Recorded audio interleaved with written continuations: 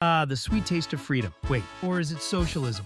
Either way, welcome back to Trash Talk. Today we're diving into a hypothetical so wild, so outrageous, that even Florida man would be like, yo, y'all sure about this? We're talking about Canada, the land of hockey, politeness, and universal healthcare, becoming the 51st state of the US. Yeah, imagine waking up in Toronto and realizing you're just an extension of Buffalo. Terrifying. Let's get into it.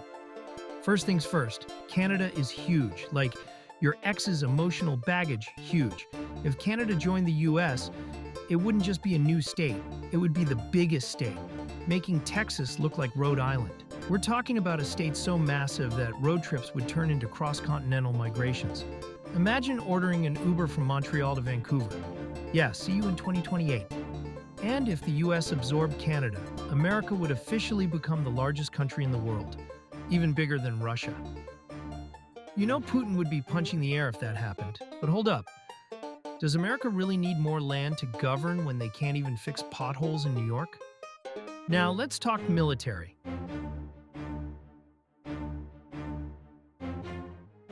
If Canada joins the US, Uncle Sam gets an extra 100,000 troops, fighter jets, and a navy that actually exists. But the real flex, the Arctic. With the ice caps melting, every country with a globe and a greed complex wants a piece of the North Pole. America would suddenly have prime access to that cold, resource-rich tundra. Basically, the US would be Santa's new landlord. Hope he's got that rent money. All right, let's talk about the real reason America would even consider annexing Canada: resources. Canada has a ridiculous amount of oil and the largest freshwater reserves on the planet. You know what that means? Nestle executives just started sweating. See, the US is already buying Canada's oil like it's on Black Friday sale. But Canada's got the good stuff. That thick tar sands, crude, and America's refineries are built for processing this type of oil, meaning Canada's a vital supplier. But if Canada becomes part of the US, suddenly that oil isn't imported, it's domestic. That means lower prices, less reliance on places like Russia and Venezuela, and America getting an even bigger gas-guzzling ego. All right, let's address the moose in the room. Canada's healthcare system. Americans joke about Canadians getting free healthcare, but let's be real. It's paid through taxes. And while Canadians love their system, it's not exactly perfect. Waiting times for specialists can be longer than a CVS receipt. Now, if Canada became part of the US, you already know people would be flooding into the Great White North for cheap medical care. Imagine Florida retirees pulling up to Ottawa for hip replacements. Pure chaos.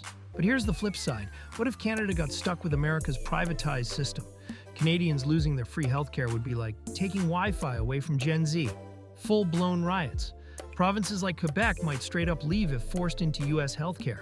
I mean, Quebec already hates being part of Canada. You think they want to be Ohio? So here's the kicker. Canadians don't want this. A survey showed that 90% of Canadians oppose joining the US, and honestly, who can blame them? America's great and all. But it's also a country where people argue over whether birds are real. Canada enjoys its separate identity, its gun laws, and its weird obsession with milk and bags. The only parts of Canada that might consider joining are Alberta and Saskatchewan because of, you guessed it, oil money. But for the rest of Canada, becoming a US state would be like getting adopted by a chaotic uncle who constantly yells about freedom but can't afford a trip to the doctor. So, would making Canada the 51st state work? Technically, maybe. But realistically? Nah. The cultures, the economies, the politics, too different. America values rugged individualism, while Canada leans more towards let's all chip in and make it work. It's like merging Apple and Android. Sure, they both make phones, but good luck getting them to share a charger. But what do y'all think? Could Canada ever become the 51st state? Would Americans even want that? And most importantly, subscribe so I can tell you why we put milk in bags. Drop your thoughts in the comments. And remember, stay trashy, stay sassy, and I'll see you next time on Trash Talk.